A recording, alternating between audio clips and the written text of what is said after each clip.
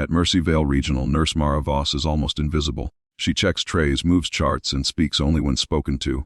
Chief Administrator Conrad Hale calls her quiet mouse in front of everyone. Then, on a night when a hurricane tears across the coast, the emergency doors explode open, and Admiral Rourke grabs her wrist, staring at the tattoo beneath her sleeve.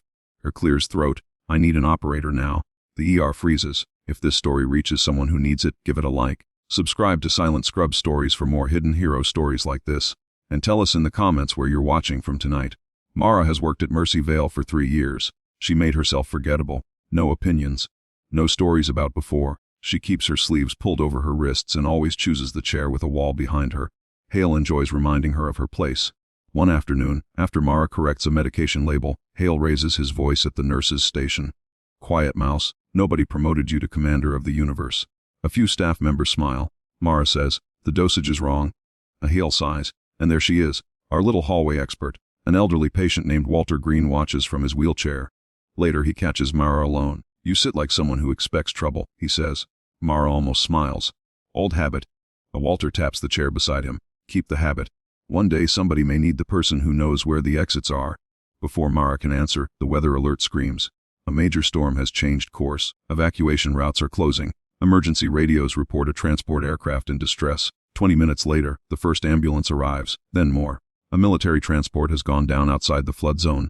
Survivors arrive with blast injuries, burns, crush injuries, and penetrating trauma. The ER fills in seconds. Trauma 1 is full. Move non-critical patients to the east corridor. Hale steps forward. Everyone follows standard procedure. Nobody improvises. Then the lights flicker. A second ambulance backs through the bay doors carrying a man in a soaked flight suit. His blood pressure is falling. His chest movement is asymmetric. The monitor shows a narrowing pulse pressure. Possible tension pneumothorax. A paramedic yells. Mara is already moving. Her shoulders square. Her hands stop trembling. Her voice turns flat and certain. 2 large bore IVs, oxygen. Prepare blood. Get the ultrasound. The Hale stares. "Nurse Voss, step back." She does not. The ambulance doors slam again. A woman in a rain-soaked naval jacket rushes inside. She sees Mara and stops dead. "Viper." The word hangs in the room. Mara turns. The woman's face breaks. "Oh my God, it's you." The senior medic reaches for Mara's sleeve. Mara rolls it back. A black serpent tattoo coils around her wrist, crossed by 3 small bars and a faded medical insignia. The medic's eyes widen. She knows.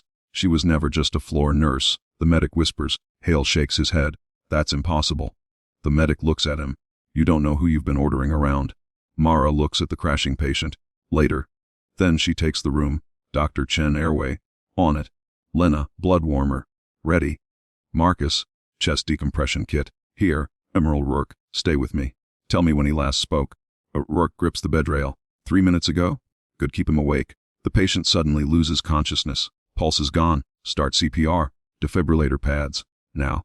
The room moves. Mara checks the ultrasound. No tamponade. Lung sliding absent on the left. Needle ready. Do it. A hiss escapes as trapped air releases. The monitor changes. Pulse back. Someone exhales. Mara does not. Lock the trauma bay. Hale blinks. Why? Because the aircraft did not crash by accident. Silence. The naval medic steps closer. "We found evidence of tampering before takeoff. Someone altered the maintenance records." Mara looks at Hale. He goes pale. A security officer rushes in. "Administrator Hale, police are asking about the emergency medication shipments." Hale snaps. "This is not the time." Mara answers. "It is exactly the time." She points toward the medication cabinet. 3 sealed boxes were diverted last month. The replacement stock was part of a contracted clinical program. The Hale's voice rises. "You have no authority to accuse me." The naval medic raises her tablet. Actually, she does. The screen shows payments, vendor contracts, and patient enrollment numbers. The hospital had been accepting money from a defense contractor running an experimental trauma treatment trial. Patients were being steered into the program without proper disclosure. Critical supplies were redirected to protect the trial statistics. Hale had signed the authorization forms, and the aircraft's medical cargo was part of the same contract. Hale whispers, "That cannot be proven." "We already proved it," the medic says. She looks at Mara. "Call sign Viper. Former combat rescue officer, 3 commendations. Lead medical operator during the Blackwater Ridge evacuation. Presumed dead after the extraction." The room goes silent. Walter Green, waiting near the corridor, smiles. "I knew you were trouble," he says. The next morning, Hale sits in a conference room surrounded by hospital counsel, investigators, and Colonel Nathan Pierce, the outside inspector. Hale tries one last defense. Protocol requires operational authority remain with designated hospital leadership. Liability exposure. Connell Pierce cuts him off. Protocol also requires competent leadership, truthful records, and patient consent. He places a folder on the table. Mara Voss has more documented emergency command experience than everyone in this room combined. Hale stares at the folder, then at Mara. For the first time, he has nothing polished to say. The investigation removes him from duty. The trial is suspended. Every patient enrolled under questionable consent is contacted and offered independent review. 3 months later, Mercy Vale launches the Voss Emergency Readiness Program, requiring annual crisis command training and creating a protected pathway for employees with prior emergency service experience to report safety concerns without retaliation. Walter finds Mara in the supply room. "You still sit with your back to the wall?" "Sometimes." He nods. "Good, just don't hide forever." A junior nurse who once laughed at Hale's jokes apologizes.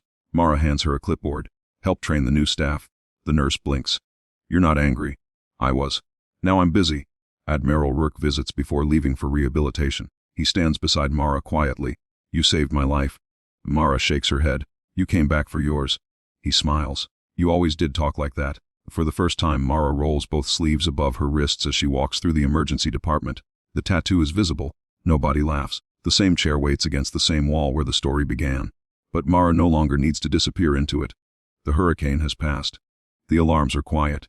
And the woman everyone called Quiet Mouse walks through the ER with her sleeves rolled up, carrying the same calm she always carried. Never mistake quiet for weakness. Sometimes the quietest person in the room is the one who already knows how to save everyone in it. If this story hit you, give it a like and subscribe to Silent Scrub Stories. Comment the exact moment the story hit you hardest. We read every single one.